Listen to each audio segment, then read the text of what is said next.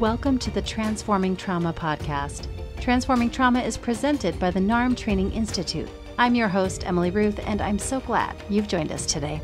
Hi, Transforming Trauma listeners. We're thrilled to share with you that the new NARM book was just released. The Practical Guide for Healing Developmental Trauma, using the neuroaffective relational model to address adverse childhood experiences and resolve complex trauma, is written by our very own NARM creator, Dr. Lawrence Heller, and NARM senior trainer, Brad Kammer. This book is designed to promote personal and collective change. The intention is to make NARM accessible for anyone working or dealing with complex trauma. Using therapeutic examples and helpful exercises, Brad and Larry demonstrate how NARM can serve as a catalyst to promote healing and post-traumatic growth. Whether you are a mental health or other helping professional, or simply interested in personal growth, we hope you will find this book useful in your professional work and personal healing. The Practical Guide for Healing Developmental Trauma is available for pre-order now on Amazon and other online book retailers. Please visit narmtraining.com/books to stay up to date on the latest news, promotions, and giveaways. And now for our interview. Nancy McWilliams, PhD, teaches psychoanalytic theory and therapy at the Graduate School of Applied and Professional Psychology at Rutgers, the State University of New Jersey. Nancy is a senior analyst with the Institute for Psychoanalysis and Psychotherapy of New Jersey and the National Psychological Association for Psychoanalysis. She has a private practice in psychodynamic therapy and supervision in Flemington, New Jersey. Nancy's book, Psychoanalytic Diagnosis, has become a standard text in many training programs for psychoanalysts in the United States and abroad. She has also authored articles and book chapters on personality, psychotherapy, psychodiagnosis, sexuality, feminism, and contemporary psychopathologies. In this conversation, Nancy shares some of what she has learned from not only her research in the field of complex trauma, but also the profound lessons she has learned from the clients who have opened up their worlds to her. Please enjoy this conversation with Nancy McWilliams. I'm sitting here with Nancy McWilliams. Nancy, welcome to the podcast. Thank you for having me. Yeah, we're so happy to have you. And we usually start these conversations with the question, what would you like listeners to get out of our conversation today? I assume many of your listeners are in the mental health field and trying to help traumatized people. And anything that I say that's useful to them clinically, I'd be happy about. My goal is to try to be clinically useful. I love that. That feels really spacious. There's a lot of room for all of us to glean from the conversation today. Thank you so much, Nancy. Well, I also wonder if you could start by telling us a little bit about the work that you do, and maybe if you can kind of thread how that might relate to complex trauma. Well, I've always wanted to be a general kind of psychotherapist who works with people of all different kinds of suffering. And I also have always been extremely interested in individual differences of personality, not just personality disorders, because everybody's got a personality, right? Not typically disordered. But also individual differences like, what are the implications if you're a twin, if you're a Hindu, if you grew up in a collectivist culture, if you have a physical disability of some kind, if you're in a sexual minority. I mean, I've just always been fascinated in people's unique stories. And my doctorate was actually in personality, not in clinical psychology. Theories of personality have always interested me. And when I did start practicing, I was very aware about how my tone, my style tended to differ depending on my experience of the personality of the person I was talking to, no matter what the problem was that they had come in to treatment for. Relevant to your particular group, I got very interested in trauma and dissociation in the 1980s when we were kind of rediscovering it. I was trained as a psychoanalyst.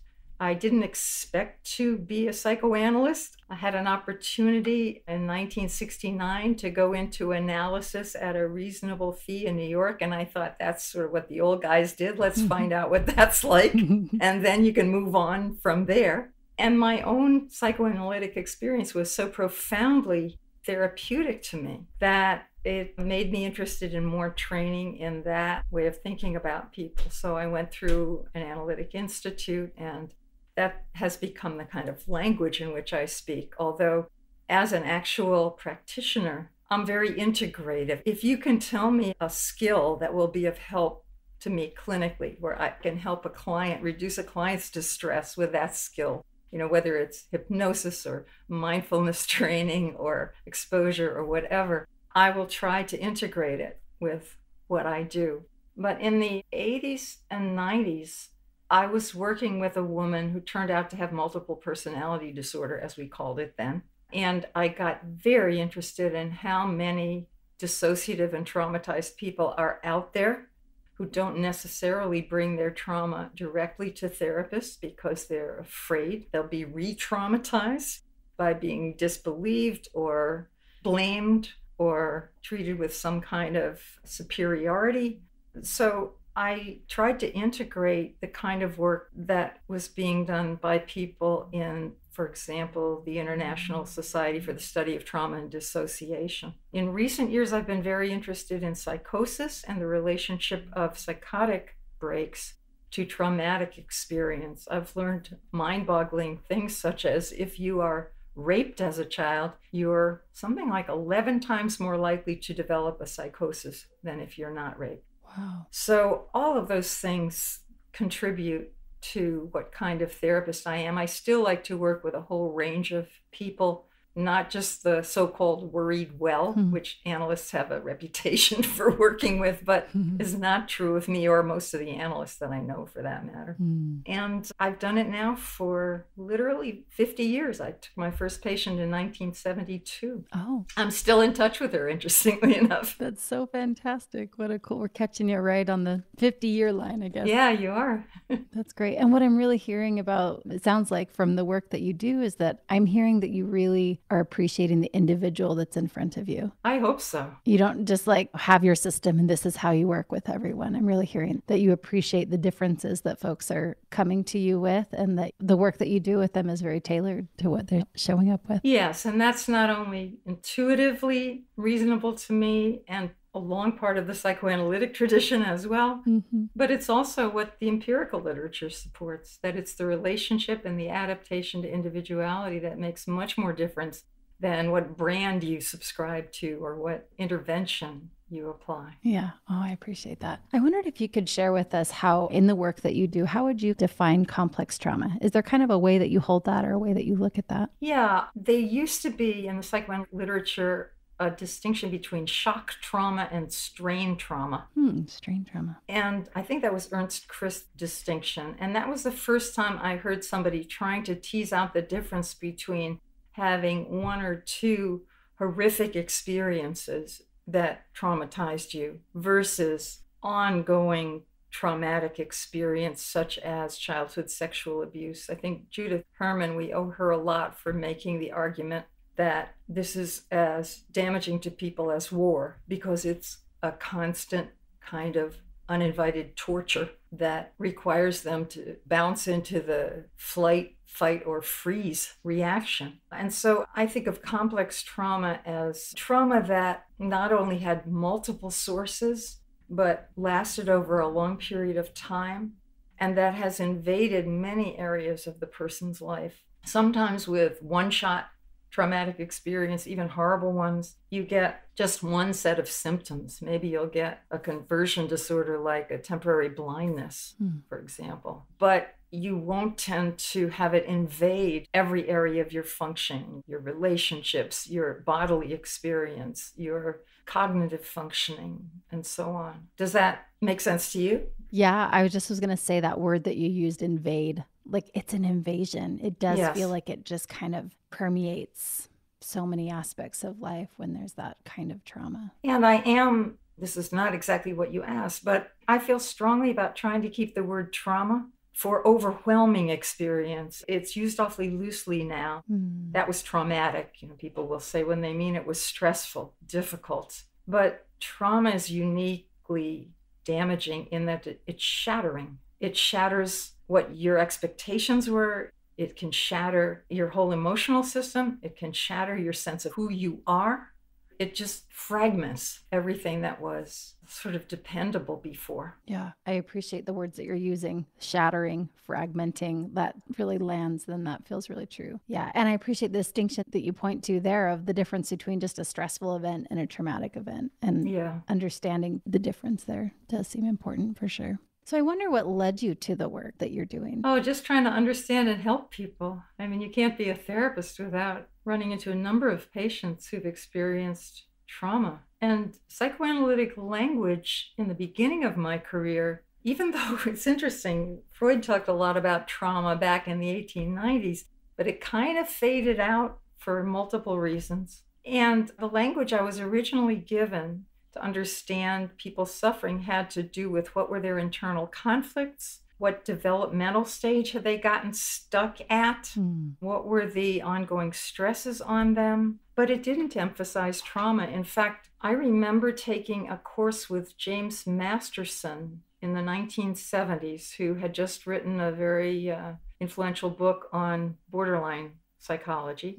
And he taught a course on borderline personality disorder at my institute. And he had this theory that borderline dynamics were a result of a certain kind of mothering where the mother unconsciously punished the child's separation and individuation and rewarded the child's more symbiotic, clinging behavior, which I think describes maybe some version of borderline, a few cases. But I remember somebody in the class raising her hand and saying, wouldn't all the symptoms that you're describing be able to be accounted for by childhood sexual abuse?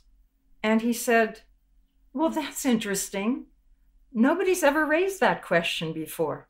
That was what caught my attention. It was the mid-1970s, and nobody had thought about that yet. It took the combination of the women's movement in the 70s, the Vietnam vets starting to talk in the 70s, and a couple of high-profile descriptions of dissociative people like Eve in The Three Faces of, or Sybil, to suddenly get our attention to trauma again. I think as a culture in the post-war era, we had wanted to close our eyes to trauma, to our parents' trauma of the war. Our parents didn't want to talk about it. People who were victims of the Holocaust didn't want to talk about it. And we stopped talking about it. It's very interesting. I heard a historical analysis once of somebody showing that whole cultures go through periods of emphasizing trauma and thinking about it and addressing it, and then periods of not talking about it and minimizing it and acting as if, get over it.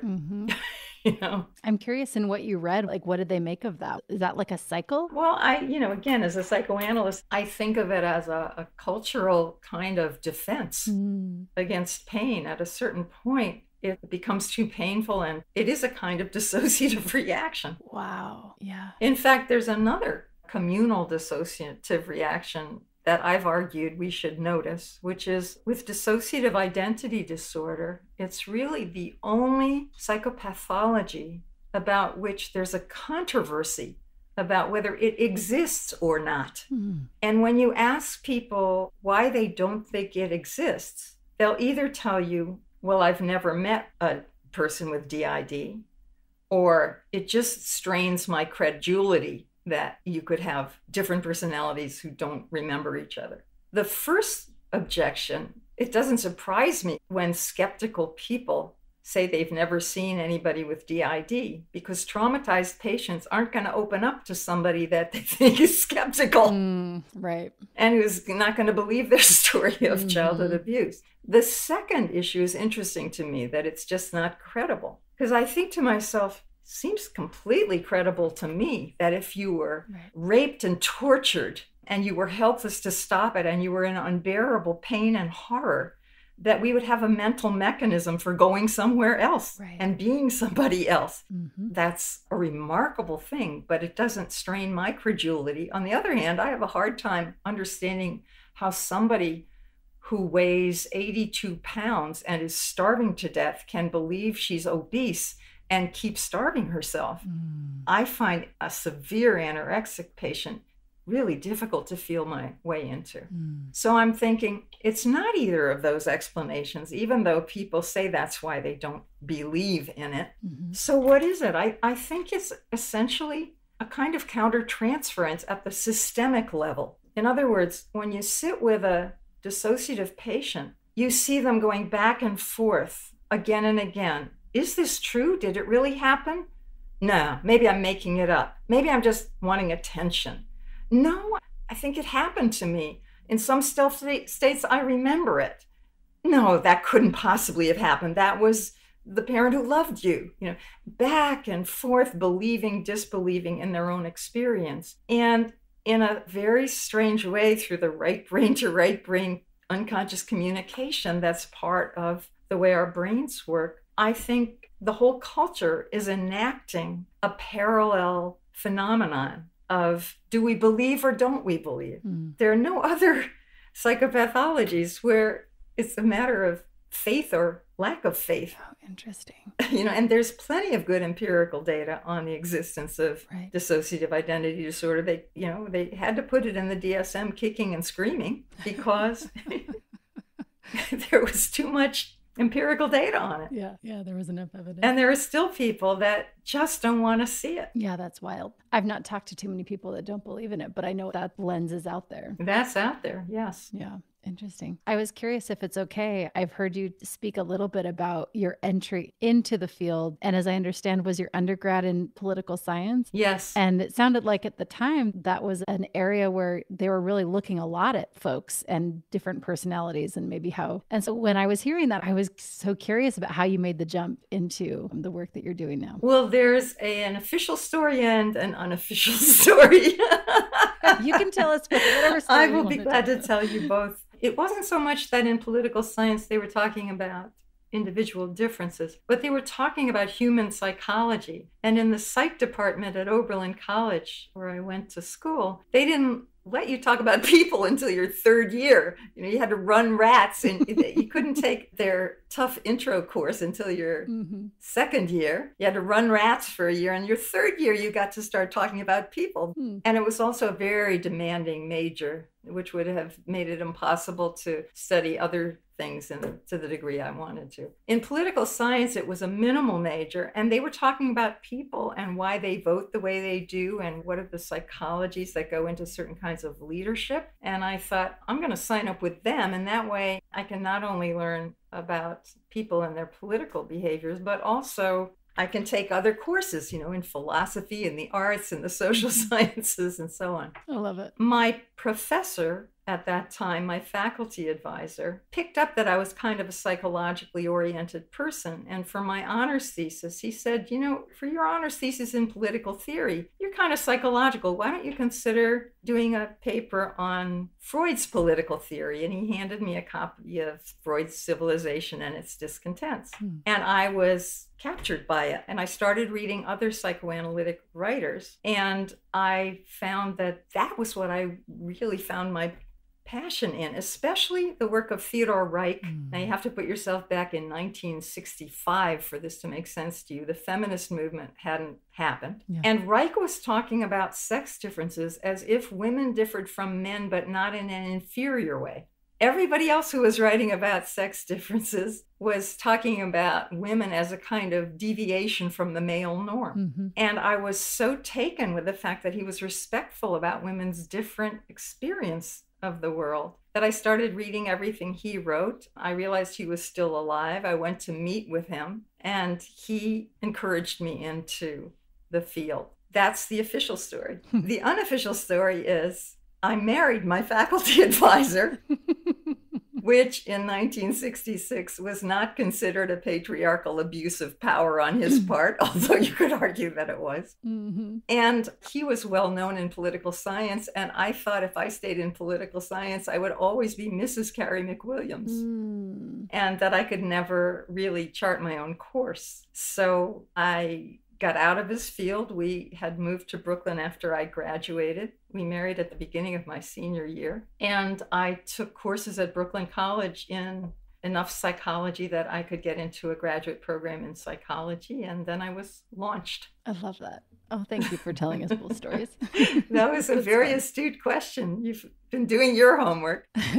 Well, I was so curious. When I heard you talking about it, I was like, what is it that took you into this? It's not really a completely different direction because like I heard you say that in your political science studies, they were talking about humans and people and why they do what they do. So it actually made a lot of sense, but I was curious if there was more there. And I wondered if we could kind of go in a little bit different direction, if you could talk more about the work that you do as it relates to personality disorders. As I remember, you said that your PhD was in personality. Yes. What can you tell us about that? Yes, I'm interested in personality differences, not just disorders. My doctoral dissertation was actually on altruistic people. I wanted to study people who had spent their lives saving, rescuing, healing, helping other people.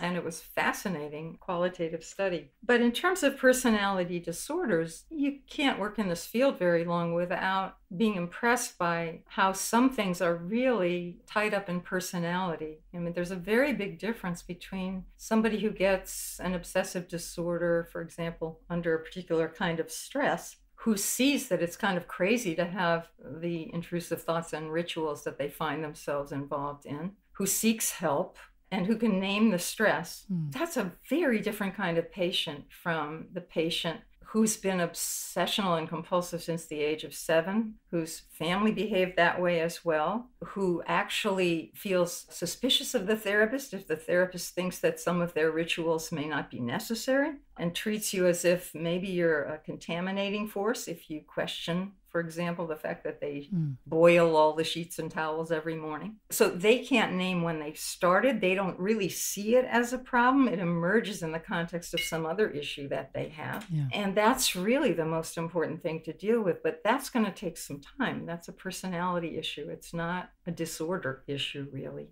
Maybe a personality disorder, but it's not a symptom disorder. Right. So I just noticed those differences. I also noticed how, the original idea of a borderline level of organization was not a type of personality disorder. It was that there are some people who are suffering enough to be pretty close to psychosis under certain circumstances, especially rejection or loss, but who are not psychotic. They don't have delusions, they don't have hallucinations, and they're squarely in reality. But they don't seem to have a kind of identity integration, and they use pretty primitive defenses like denial and withdrawal and primitive kinds of idealization and devaluation and splitting and so on. So the original idea is there's a kind of continuum from healthy through neurotic through borderline with psychosis to psychosis. And I got interested on where people were in that dimension in general.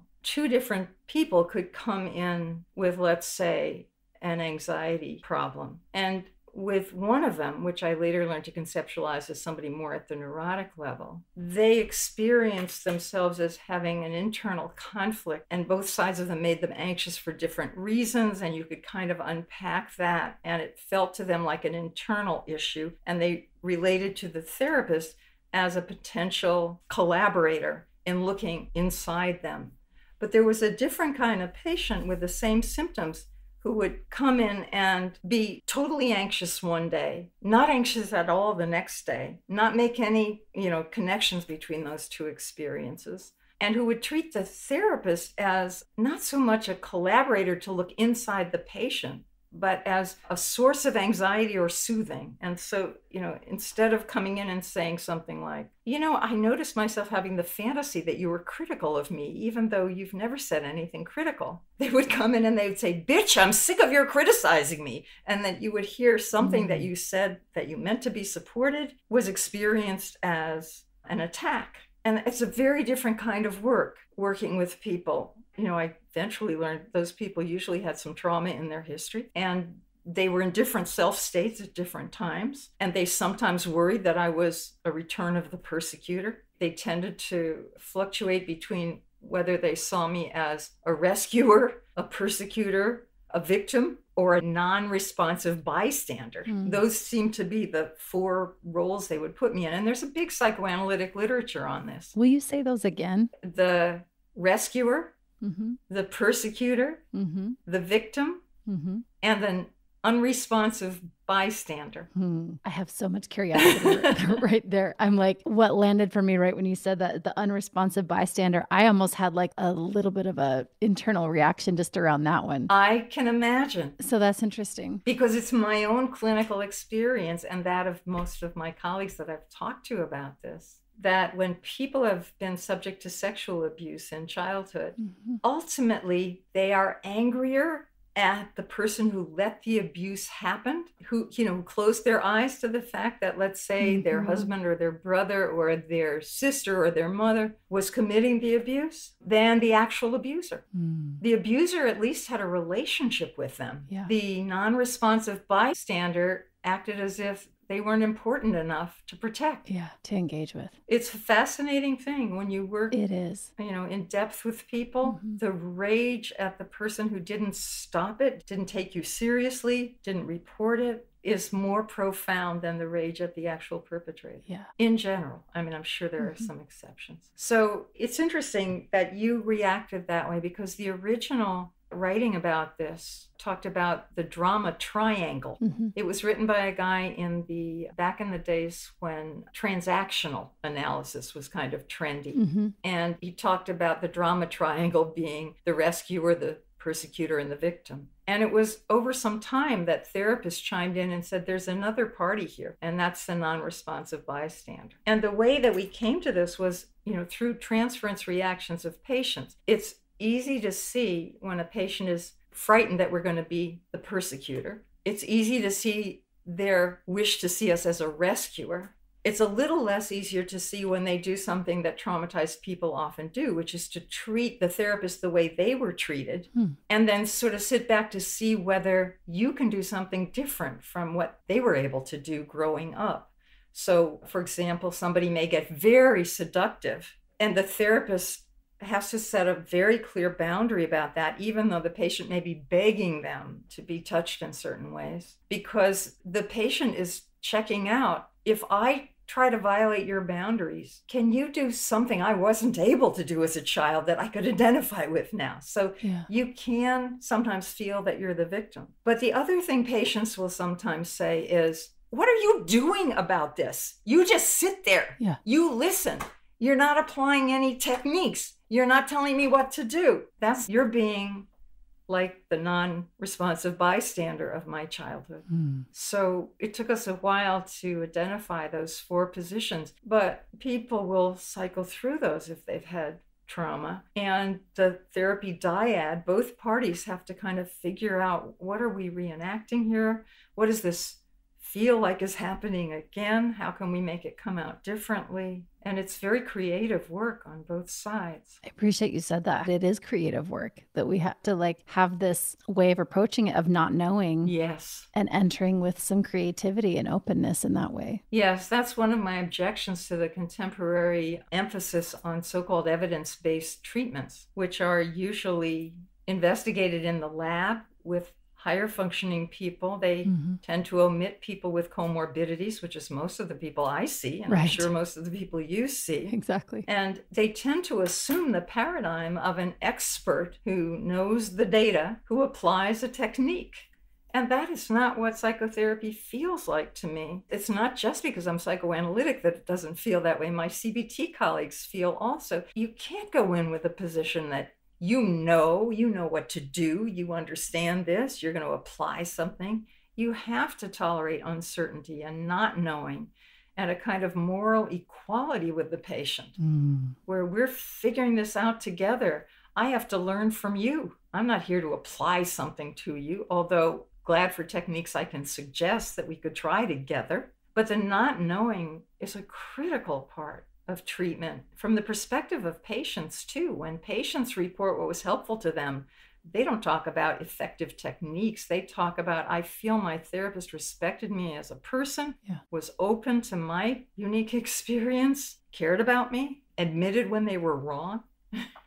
So those things, I think one of the things that's happening to psychotherapy today is that certain academic paradigms are taking over the human process with insufficient respect for accumulated clinical experience. In fact, therapists are often talked about with some contempt in the university as if they're all, paying attention to these old theories and they're bumbling along and they don't know all the newest things that we know from the psych lab. And I think there's been an increasing chasm between practitioners and researchers that we have to repair from both ends, because research is profoundly important. Sure, yeah. But it should be informed by what practice actually feels like and what kinds of patients we actually work with. Mm-hmm. They're not high-functioning people with one disorder, not comorbid with anything else. And when you omit from your study anybody who has something comorbid, right, then you're omitting most of the people that we work with. Mm-hmm. Yeah, that's really struck me too. Just in my own, research and curiosity, it's like a lot of the research kind of cuts out, like you're saying, a lot of the folks that, when we're boots on the ground and we're like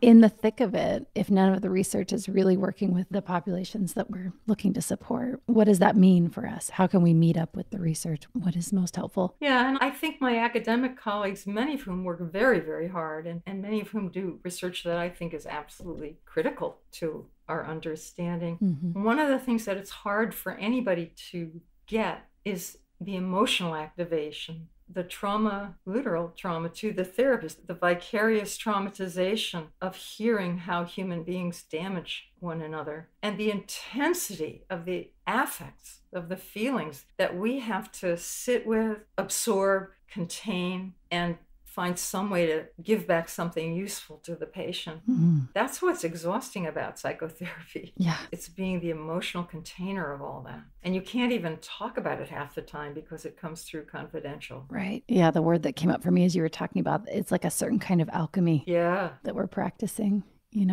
that can be really taxing and we need the support to do it. So back to your question of how I got into personality disorders, it was the people who were studying personality disorders who gave me more of a language to understand these processes. Otto Kernberg's work, for example, Kernberg talks about people communicate on channels 2 and 3 as well as channel 1, which is verbal communication. Right. Channel 2 is body language, facial affect, and channel 3 is they evoke in us powerful affects that we have to understand and control and tolerate. I think when I was a beginning therapist that when I got well along in the field, I wouldn't feel quite so intensely activated by patients, but it's never happened.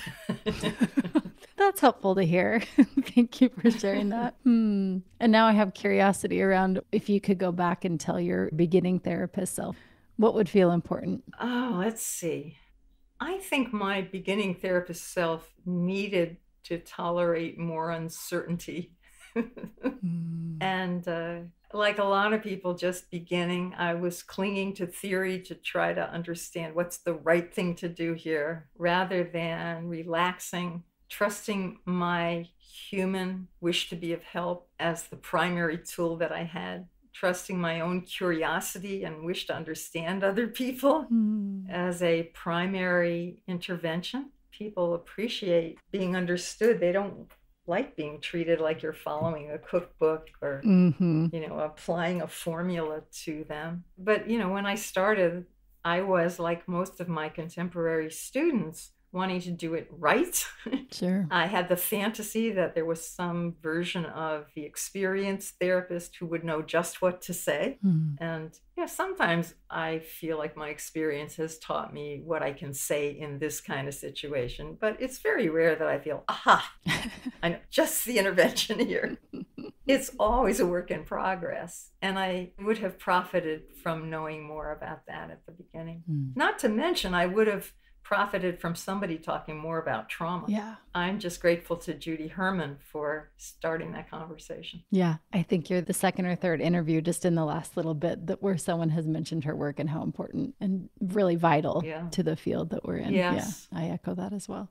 I wondered if you could share with us, are there any maybe stories that you have that feel important of, struggle? I don't know if it's something maybe working with a client or even personally that relate to this work of complex trauma. It's funny what comes to mind. I'll just go with that. It's not powerful and emotional experience as some of the experiences I've had, but I was working with my first person with dissociative identity disorder, whom I liked very much. And she had a long history of being diagnosed as one thing or another. I think around that time, Putnam was saying the average number of serious, mutually incompatible diagnoses that dissociative patients get is about 6. Wow. And she certainly had about 6. She'd been diagnosed bipolar, schizophrenic, personality disordered, addicted, a whole range of things. But I liked her, and I appreciated that she often had periods of not remembering where she'd been or what she'd done, and people would tell her she had a terrible temper. She had no memory of it, and it seemed quite genuine. And so I was trying to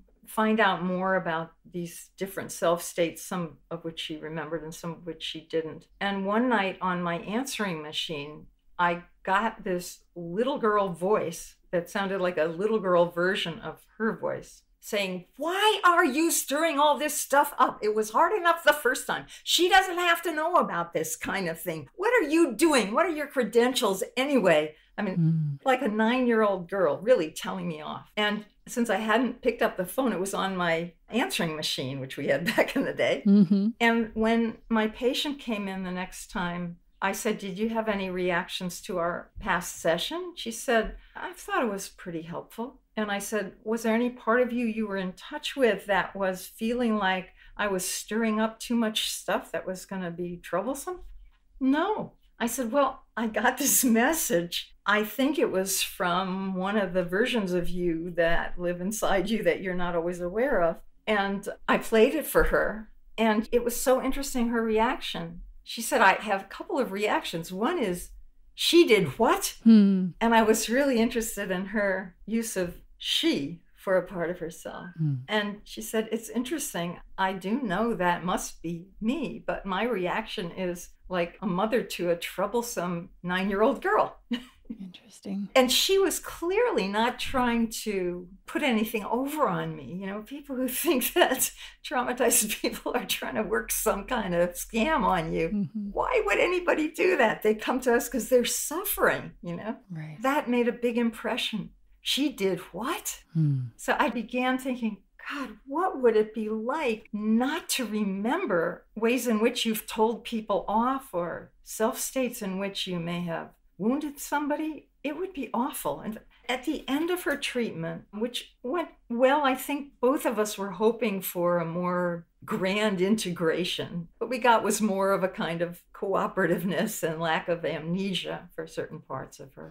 She said to me, "You know, I was hoping that at the end of our work, I would no longer ever dissociate." And that's not true. There are situations where I will still dissociate. But when I lose time now, it's rarer. And it's such a relief to be able to say to people, "You know, I do have a trauma history. I sometimes lose time. Did I do or say anything in that period that was a problem for you?"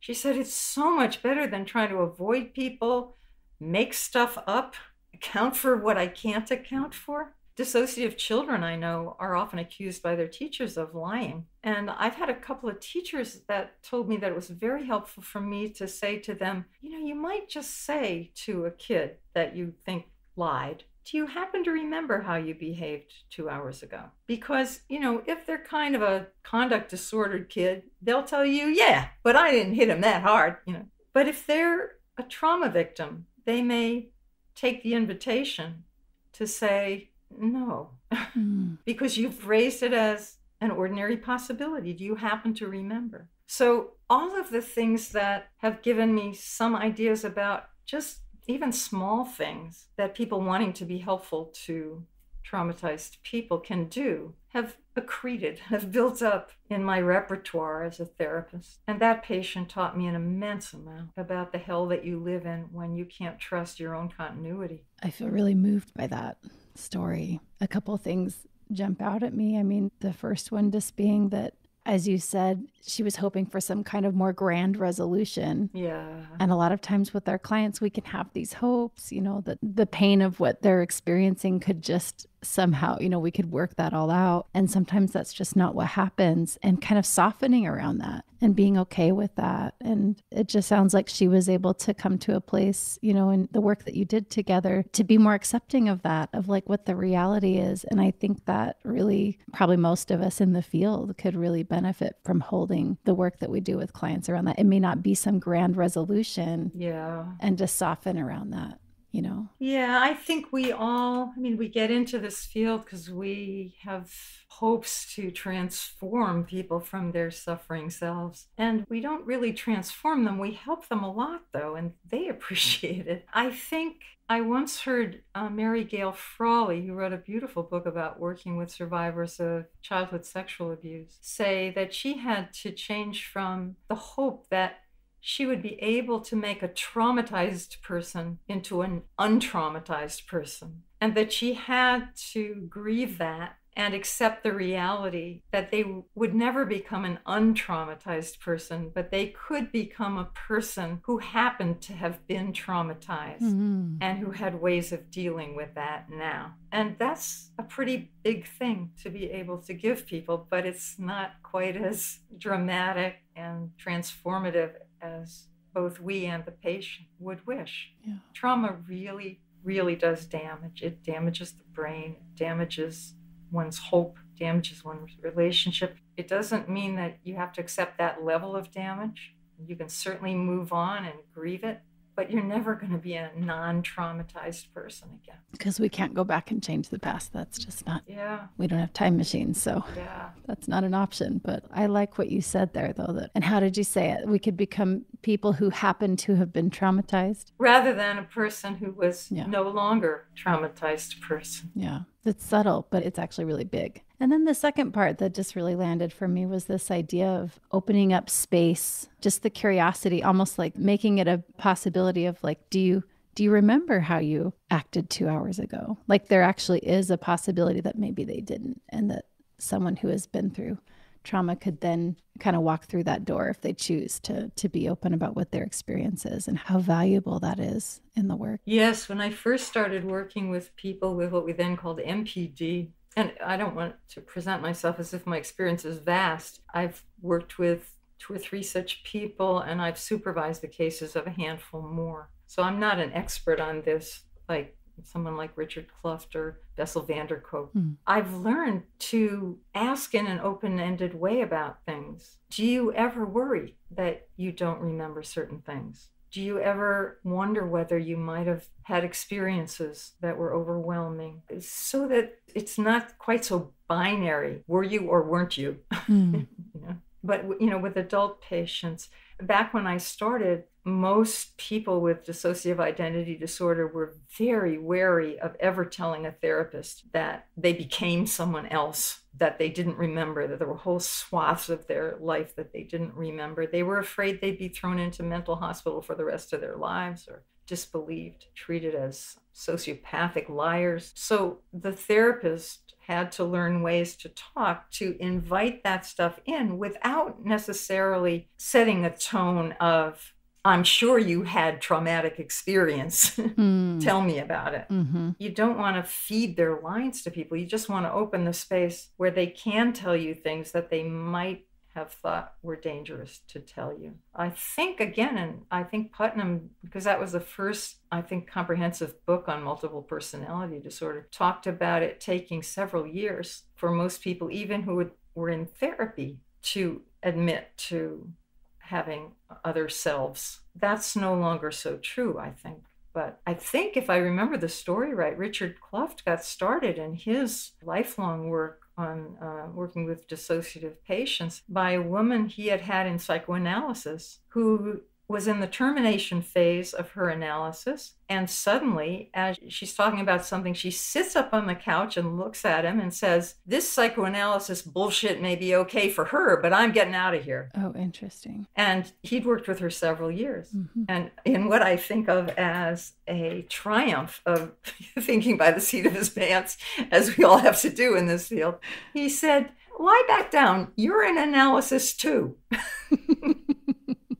And then began interviewing the alter personality would just emerge. Yeah. So that woman had waited until she was in the termination phase to show him a part of her experience. Yeah, I'm just kind of sitting with that, how that might show up in other ways in the work that we're doing, creating that safety that it could take years before some part of the client feels ready, kind of emerge. Yeah, of course, that doesn't apply to all complex trauma victims. Many of them don't have that particular kind of dissociation. You asked about personality disorders before, and it has occurred to me that you could think about the different personality disorders as representing different kinds of dissociation.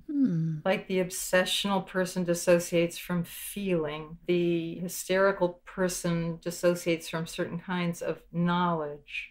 People who are more schizoid dissociate from overstimulation and go into a state of withdrawal, but they don't forget. It's a different kind of dissociation. It would be very interesting to think about that as kind of the organizing concept rather than an add-on to other kinds of personality psychology. Oh, I appreciate that. I haven't quite thought of it in that way. So that's another way to kind of hold it and be curious about it. Yeah, the paranoid person dissociates aggression and sees it as coming at the self from outside.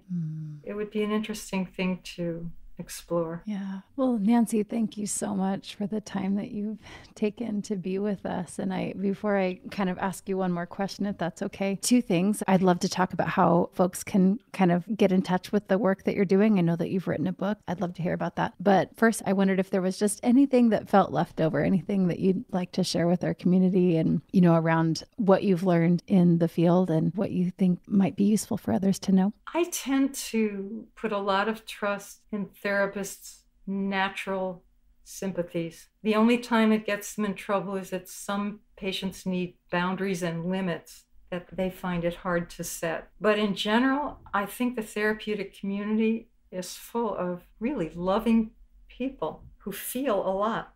If you're an example, you're very intuitively and affectively responsive to a conversation. And I would encourage all my therapist colleagues to trust your intuition. It's usually right. If it isn't right, it'll probably be around issues of limits, in which case, get some help from colleagues. Get help from each other, because this is an isolating, difficult kind of work, and we need each other.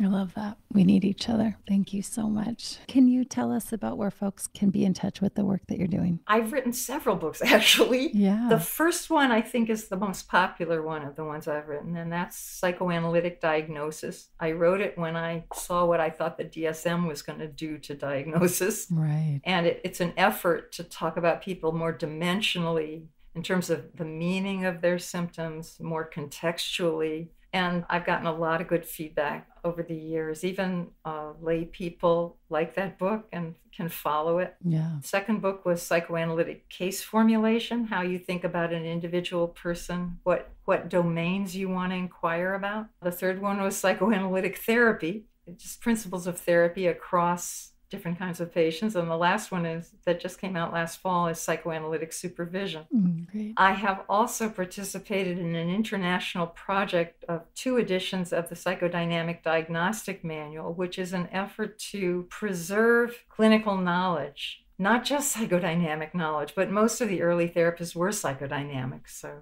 that was the language they spoke in.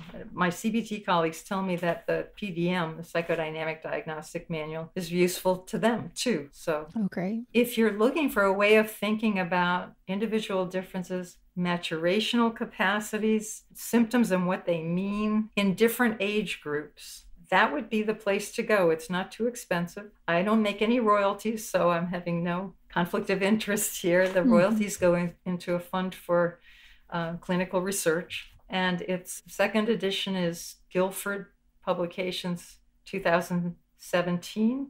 Vittorio Lingiardi and I are the co-editors.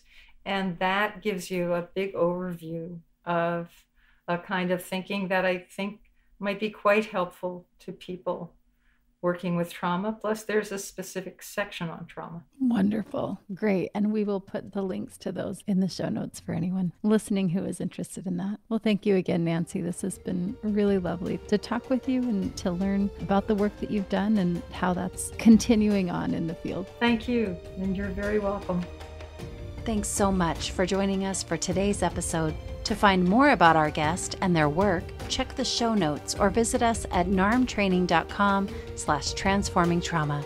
The practical guide for healing developmental trauma is available for pre-order now on Amazon and other online book retailers. Please visit narmtraining.com/books to stay up to date on the latest news, promotions, and giveaways.